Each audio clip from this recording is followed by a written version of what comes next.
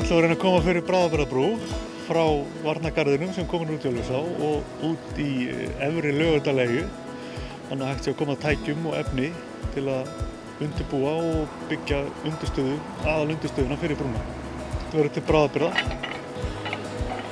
og það stendur til að hífa hana á undirstöður sem búið að byggja út í eyju og á Varnargarði hérna út í ánni. Brúin sjálf er milli 45 og 46 tonn eins og hún er. Þá erum við búin að létta hana eins og mögulegt er. Gólfið var ekki sett í, það verður sett í síðar. Til þess að koma inn á staðinn þá þurfum við stærsta kran á landinu og hann rétt hefur þetta.